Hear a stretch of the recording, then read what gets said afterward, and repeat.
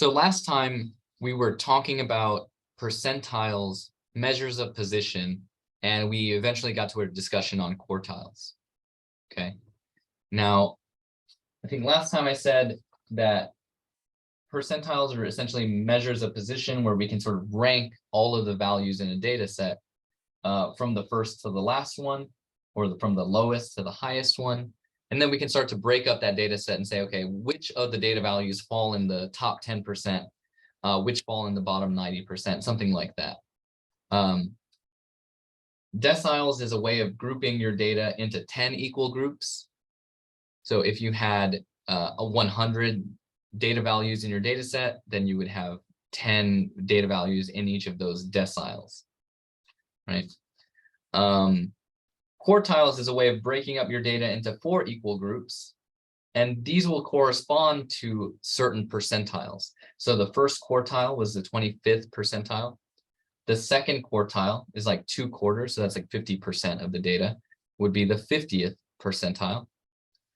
The third quartile is like having 3/4, which would be the 75th percentile.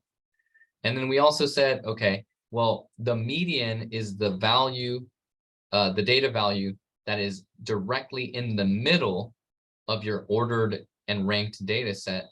So the median is equivalent to the second quartile or the 50th percentile. Okay, so we need to be able to find, given any data set, these quartiles, because they're really useful for describing that data set. So we took a look at this data set Monday, and we can throw that data into our calculator, and the calculator would generate the quartiles for us. So for this particular example, they want us to find the first, second, and the third quartile. Just to recap for us, and keeping in mind that the second quartile is the same thing as the median of that data set. So if I clear the memory on my calculator, if I want to find those quartiles for this data set, then I just put my data into the calculator by clicking on Stat, going to Edit, putting my 15, 13, 6, 5, 12, 50, 22, and then we can't forget the 18 that's over here, into our data set. We don't have to sort it. We can just straight up go to Stat, calculate our one variable statistics, and this output will give us all of those values that it's looking for. Because if we scroll down,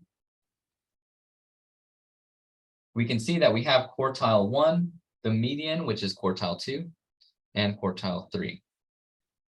So if this question was just asking for Q1, Q2, and Q3, well, then we have those values, but we can take them right out of our calculator output. Q1 was 9.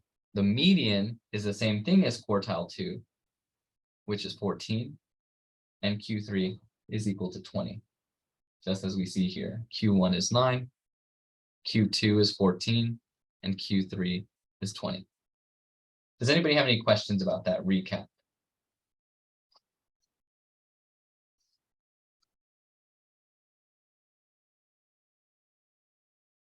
Okay.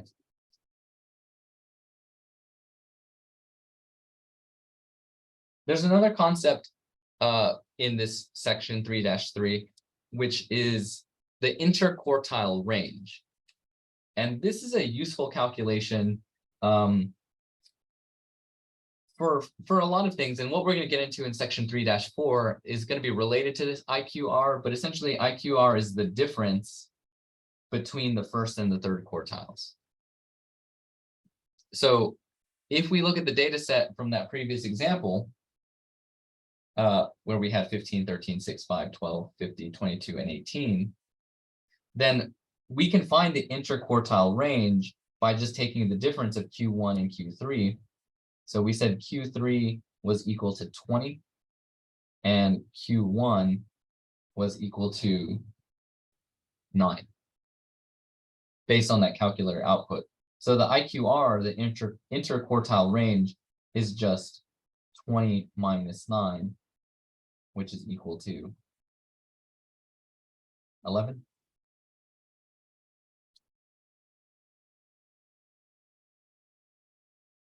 That's the IQR for our data.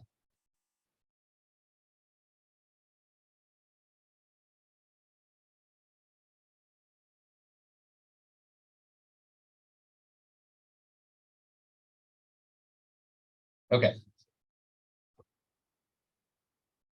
Well, let's think about what the IQR means for a second before we move on to outliers. If you think about your data set here and we put it in order, the IQR basically breaks up your data set. We can break this up into the first quartile here, the median here, which is Q2, and then the third quartile, Q3, Q4 would be over here at 100% of your data. If we think about this region between Q1 and Q3, well, the first quartile tells us that 25% of the data is below Q1, since it's the 25th percentile. And for Q3, we know that how much of the data set is below Q3?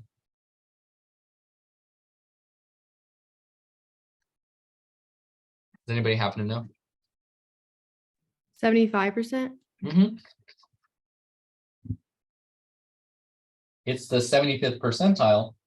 So 75% of the data is below Q3. So how much of the data is between Q1 and Q2? 50.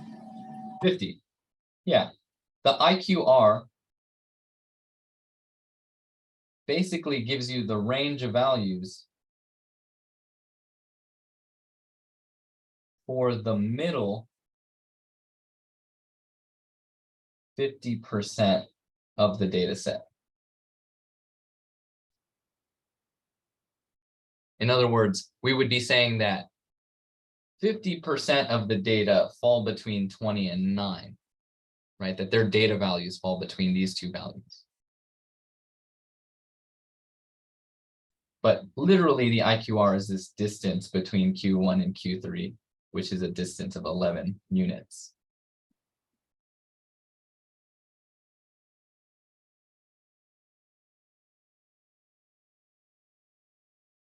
So we'll come back to a diagram that looks very similar to this in section 3-4. But right now we're going to move our attention to outliers. Outlier is something that you might have heard just casually tossed around, like an outlier is an extreme value. If you have a data set, and let's say that I had this data set from before, and I went ahead and added a value to that data set, and that value was like 93. Okay. So if I added that value 93 to my data set, if you look at all of the numbers here, this is kind of high compared to all of the other numbers here, right? Maybe it's close to 50, but most of the numbers are sort of low, like below 20. So 50 is kind of an extreme value. And certainly if I added 93 to this data set, 93 would be an extreme value. So this idea of outlier is, for us, a way that we're going to be able to identify an extremely high or an extremely low data value compared to the rest of the values in the data set. And in order to assess what the outliers are, we need a cutoff value, right? So you're going to have in your data set some low value, some high value,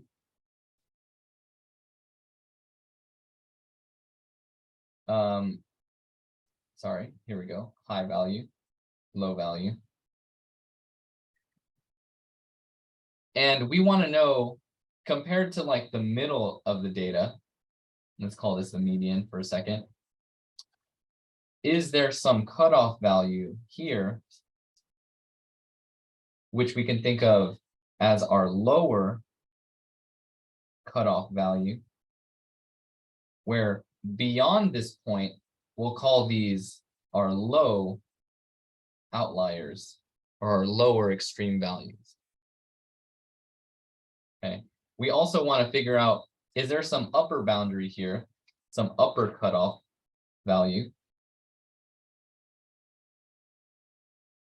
where beyond that, we have our extreme high values, which we're going to call our high outliers.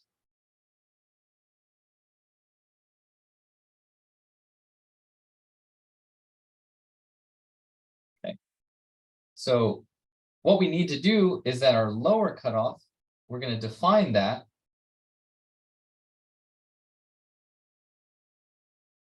as Q1 minus 1.5 times the interquartile range. Okay, and that's going to be the cutoff value to identify what our lower outliers are, our extremely low values. And then for our upper cutoff value, if I could spell today, cut off for our outliers, that's going to be Q3 plus 1.5 times the interquartile range. Okay, so anything beyond those values, I'm going to put lower cutoff here and upper cutoff here. Anything beyond that, either lower than the lower cutoff or higher than the upper cutoff, then that will be values that we call our outliers. Okay, so in order to identify our outliers, we need to arrange the data in order from lowest to highest, and then find Q1 and Q3. Now that we have the calculator that's going to be able to do that for us, the calculator output, as you saw from the previous example, not only identifies Q1 and Q3, but it also tells you what the minimum value, that's the lowest value in your data set is. And if you continue scrolling down, the maximum value is there as well. So you don't even necessarily have to sort it, right?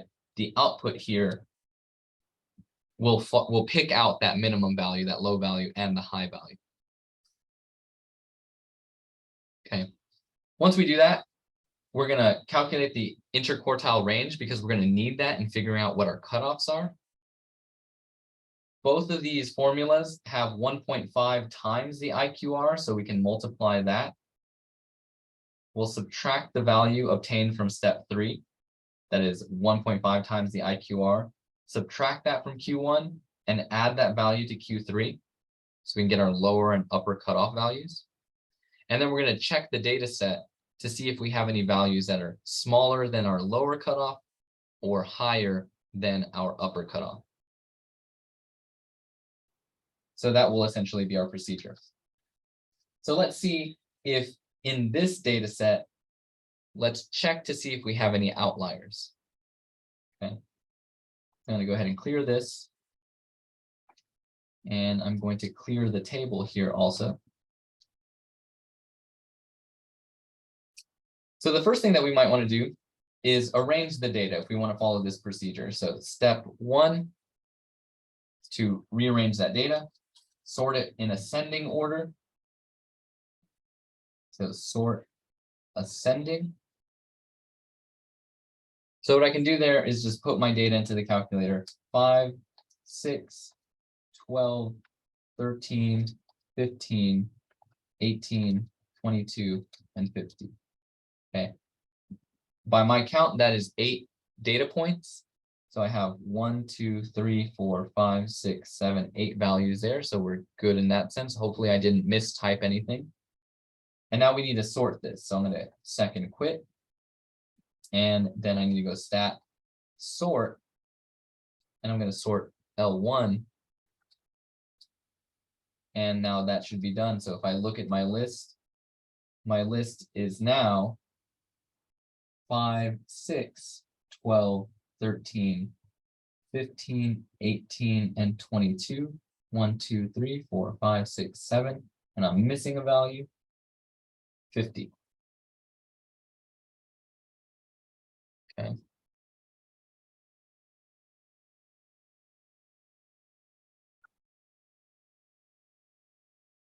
Step 2 is to find the IQR, the interquartile range, which is equal to Q3 minus Q1.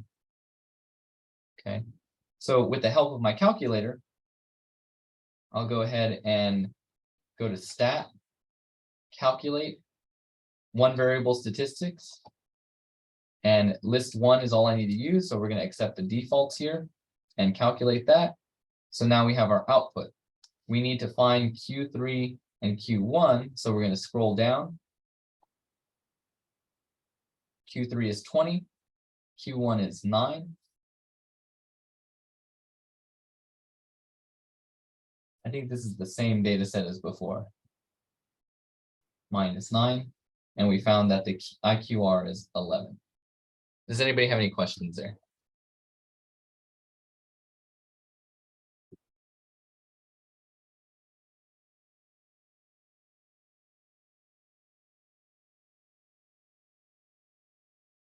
Okay, again, we found these in the calculator by going to stat, and then we went to one var stats.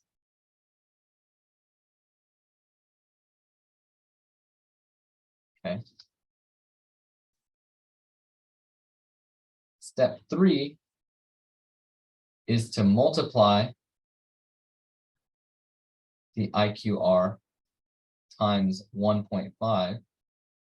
So 11 times 1.5. I feel like that looks a little bit funky, so I'm going to use parentheses instead.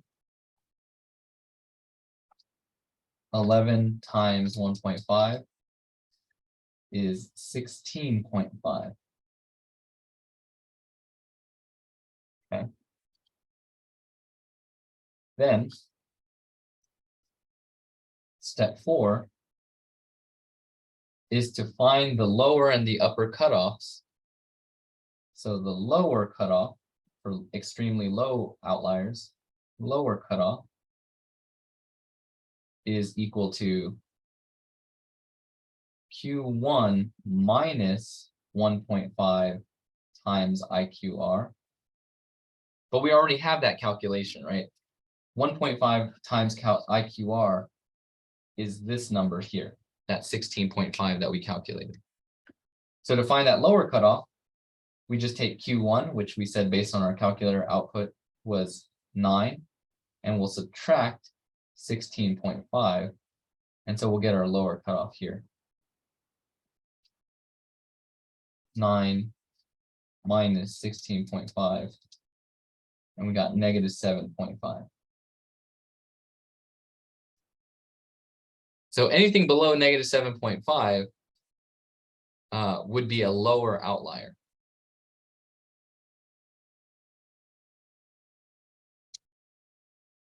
Our upper outliers, or upper cutoff, is going to be determined by Q3 plus 1.5 times the interquartile range. So that's going to be 20 plus that 16.5 that we already calculated. And so this should be 36.5. So anything above 36.5, anything below negative 7.5, those will be our outliers. Okay.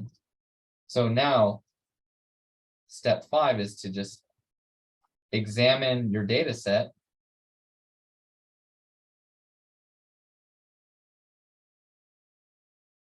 to find our outliers.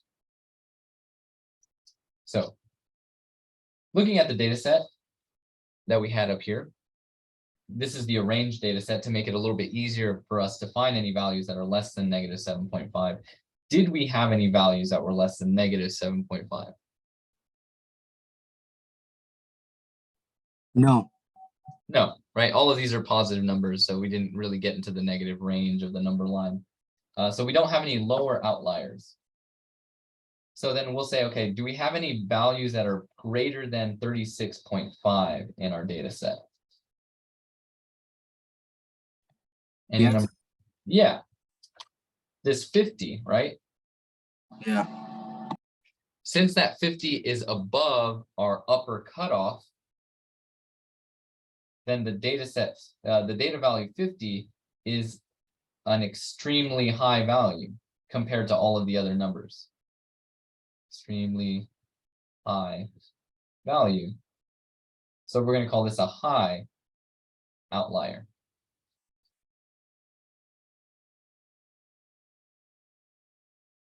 Okay, so why do we examine whether or not we have outliers? Well, I mean, there's kind of a debate in statistics of whether or not, it's okay to remove data points from a data set. Sometimes there's something informative going on whenever you have these extreme values, either high or low. But then other times, you go back and examine the data and you find out that, oh, that extremely high value, that outlier that we found was actually just data that was mistyped into the database, right? So those outliers might be a cause for concern. They might not be. You would have to go back into the data set to see what's going on there, whether it was truly an error that was made just by typing the wrong number in. That happens all the time, especially if you're talking about data sets that have lists of thousands or even millions of data values, right? Or sometimes, you go back and assess like, okay, that data point was correctly input into our database. So is there something more interesting going on with these outlying values? And then you can explore and interrogate the data a little bit more deeply after that, okay? But it's important to be able to say, okay, have some rule of thumb, some cutoff, so that we can say, okay, these are kind of extreme values based on the other values in the data set. Does anybody have any questions or comments about that? Does that kind of make sense? Yes, sir. Okay. Awesome. Well, that wraps up section 3-3. Okay. 3-4 is a nice, like I said before, it nicely piggybacks off of 3-3. So it will be familiar. It's not going to be anything vastly new. Essentially, what we wanted to be able to do in 3-4 is come up with a numerical summary of our data set. And so there's this idea called a 5-number summary, that these 5 values that we'll be able to find can tell you a whole lot about your data set. And those 5 values are the low value, Q1, which is the first quartile, the median, or the second quartile, the third quartile, and the high value. So we have 1, 2, 3, 4, 5 sort of summary statistics that we'll be able to calculate with the help of our computer or our calculators now. And that will tell us, some description of our data set. So if we have that 5-number summary for a couple of data sets, then we can sort of compare to see what their distributions more or less look like. Now, what the 5-number summary is used to do usually is to create something called a box plot.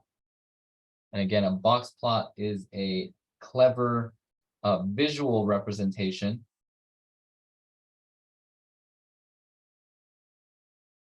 of a distribution.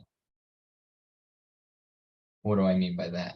I mean that we can see how all of the data values in a given data set are distributed, right? Is it asymmetrically distributed where you have maybe a really extreme positive skew or an extreme negative skew? Remember in the past, we looked at graphs that were skewed like this, where most of the data was on the right-hand side, but then you had a long tail over here to the left. So we want to sort of think about skewness of our data set. And we can do that by generating this 5-number summary. Okay. So constructing a box plot is actually pretty straightforward. The steps are written here. Essentially, we're going to find that 5-number summary. which our calculators will be able to do for us rather quickly. We're going to draw a horizontal axis with an appropriate scale based on the values in our data set. Okay. It will include the maximum and the minimum data values in our data set. And those will be sort of the left and the right boundaries of our box plot. Then we're going to draw a box with vertical sides that occur at Q1 and Q3. And we're also going to draw a vertical line through our box at the median. We're going to draw a line extending from the minimum data value to the left side of the box, and then a line extending from the maximum data value to the right side of the box. Okay, what does this mean? Usually what this looks like is something like this, box plot. Sometimes they're called box and whisker plot.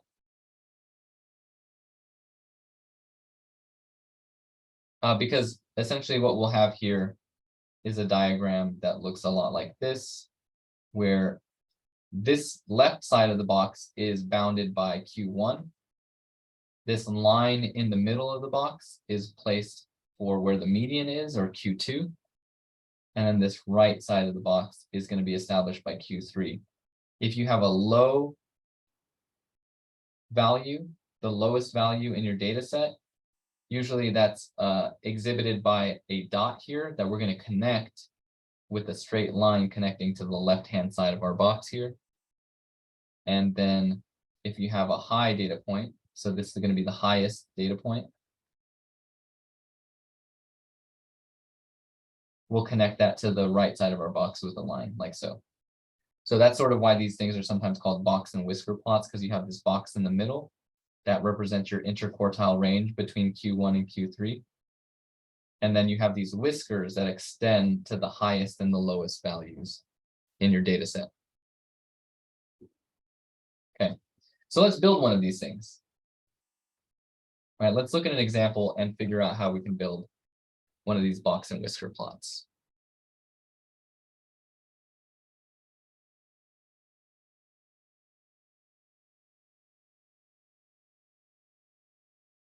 Okay. So again, the workbook is sort of geared towards the TI Inspire, which has all these really fancy features that are probably more trouble than they're worth. But we'll start off here looking at this example.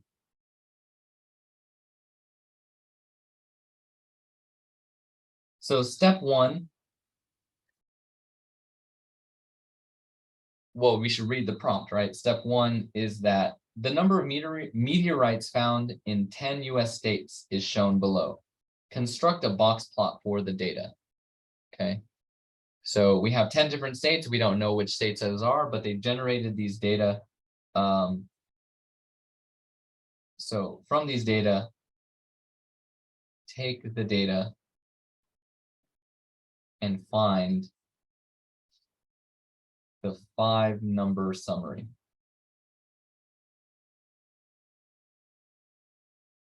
So the 5-number summary is, we need to find the minimum value or the lowest value. We need Q1. We need the median. We need Q3. And then we need the maximum value or the highest value. 1, 2, 3, 4, 5. Okay. So we can just enter this data directly into the calculator and have the calculator do all this heavy lifting for us. So I'm going to go to my list, clear my list so I can put the new data in. We have 89, 47, 164, 296, 30, 215, 138,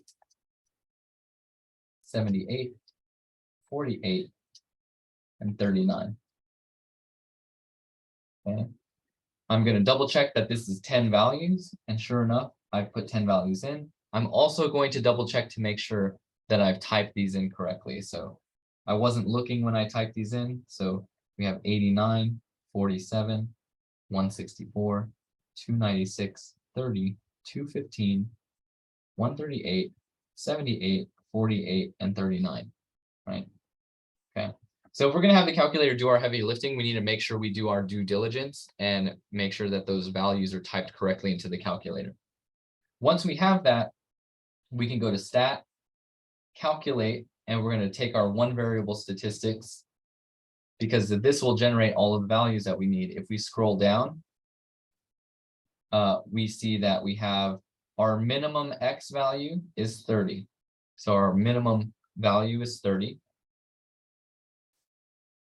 Q1 is 47. The median is 83.5. We have 164 for Q3. And then our maximum value is 296. Does anybody have any questions about finding that 5-number summary?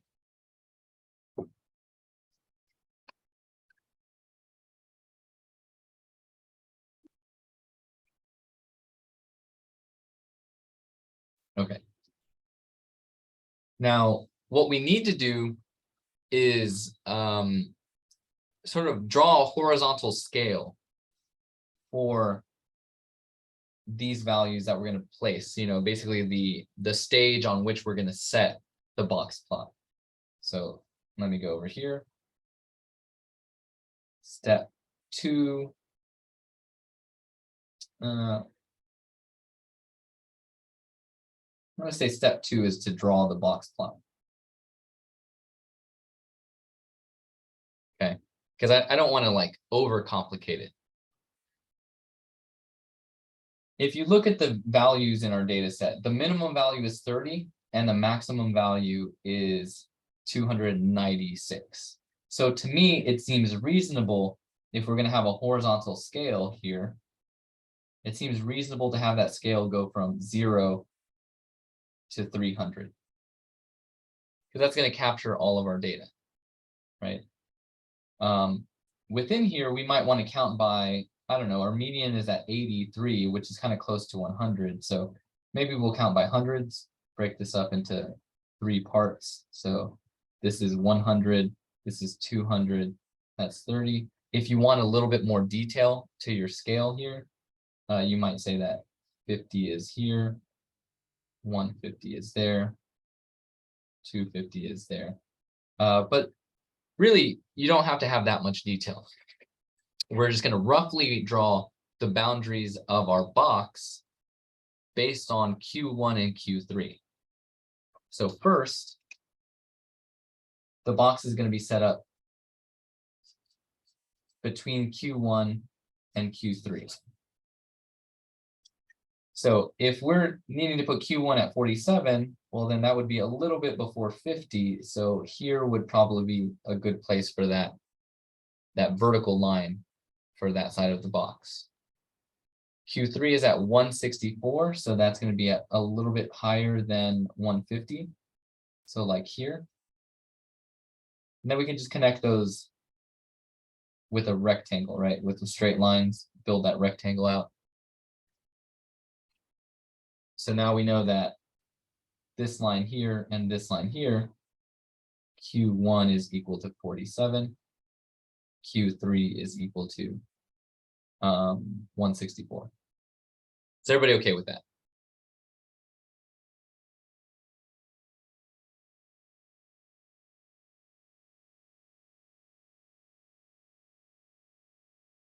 Okay. Then we're going to draw a vertical line where the median should go. So the median we have at 183.5. 183 sorry, it's just 83.5, my bad. And so that's going to be somewhere over here. Doesn't have to be perfect, just good enough for government work. So this blue line is our median, which is at 83.5. And you can tell already that the median doesn't seem to be perfectly in the middle of this box, right? Somewhere in the middle of the box would be probably a little bit to the right of where we've placed the median. So I just want you to hold that observation in your mind because it will be relevant here in a moment. But for now, we just place that vertical line wherever the median is, and it should have been around 83.5, which is between 50 and 100. Then we want to, usually we can put a dot at our minimum value and our maximum value. So if our minimum value is at 30, what we want to do is draw a line that extends all the way to our minimum value, which 30 would be something like, I don't know, this would be 25, so 30 would be something like that, like so. So I put a dot, that dot is the minimum, which is 30, and then a line that connects to our rectangle right in the middle. And then our maximum value is at 296, so 296 is going to be further out than 250, kind of close to 300. So I want a line that extends from the center of my box all the way to about 296. There we go. So there's our box plot. Does anybody have any questions about creating that box plot?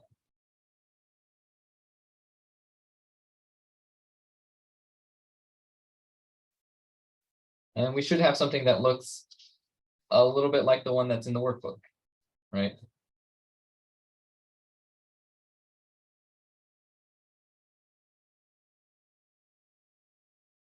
Okay.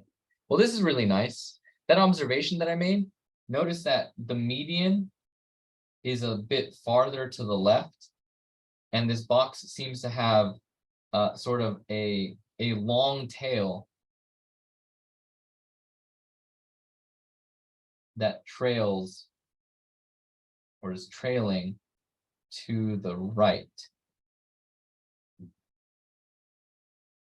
So when we were looking at other kinds of graphs and summary charts for our data sets, like histograms or frequency polygons, we called this having a positive skew or having a right skew. Okay. Because this data doesn't seem to be perfectly symmetric, right? The median is not perfectly in the middle of this box. And also, this box is not perfectly in between these whiskers that are created by the minimum and the maximum values. Okay.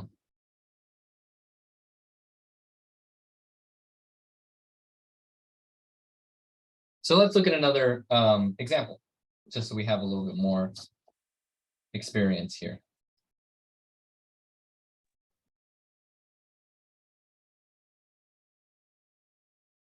Let's take this example below, which is very similar to your homework format.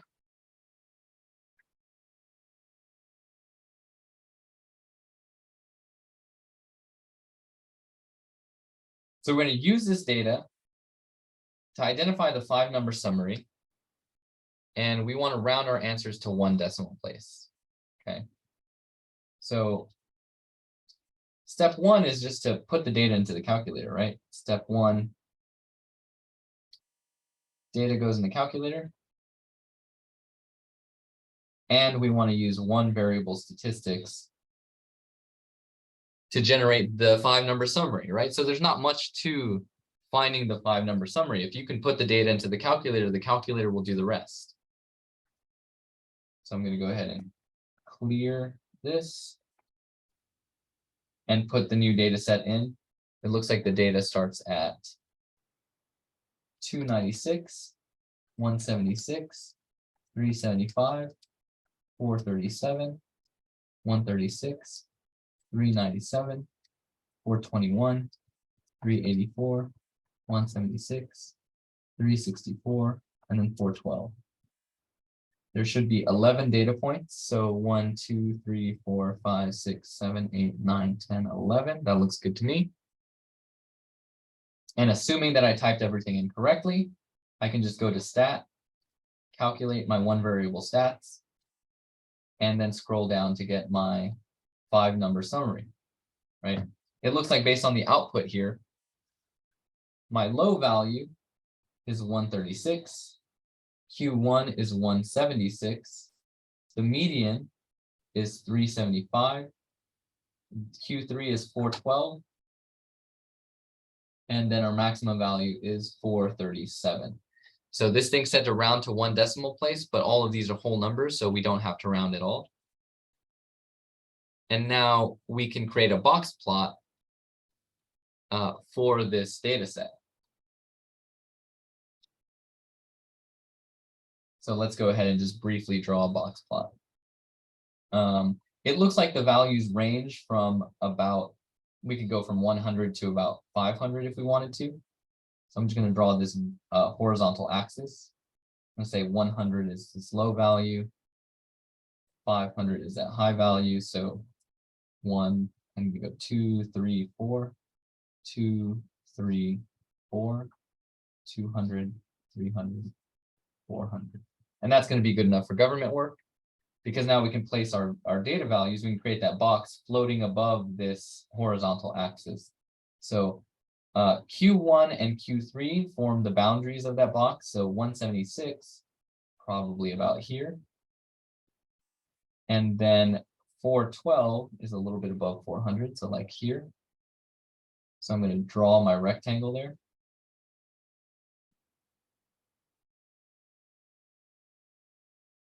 Okay. And I'll label that 176 here and 412 here.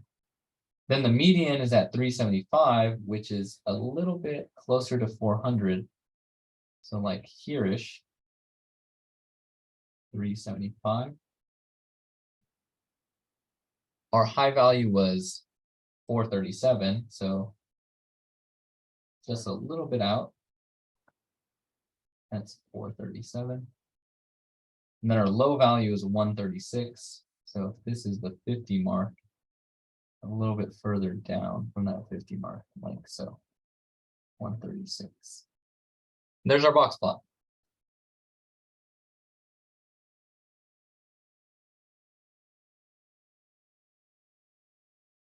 Does anybody have any questions or comments about how you would draw that box plot?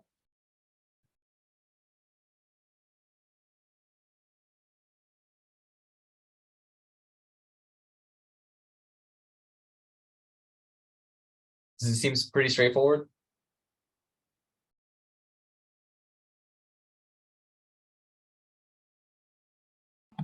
Yes. Okay, cool. All right, there's one more example in this section, because it's a very short section, which asks you to use the following box plot to find the 5-number summary. So there may be problems like this in the homework, and I'm not exactly sure how Connect Math is going to work out, if it will give you an exact number, or if it will essentially tell you something, like if you put something that's close, that it'll be close enough, like they'll give you a tolerance here. But what they want you to do is use the box plot here to identify the max, the minimum, the median, first and third quartiles, right? So if you know that this is the min, this is Q1, this is the median, this is Q3, and then this is the max, then we can use our horizontal axis to figure out what these values are supposed to be, right? So it looks like, based on just visually assessing this box plot, that the minimum value is 2,700.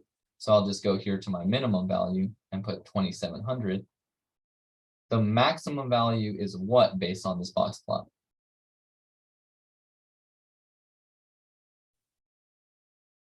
3,200.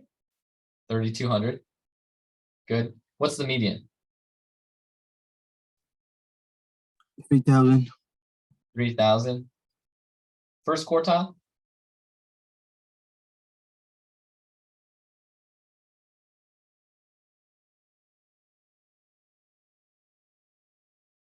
2,800.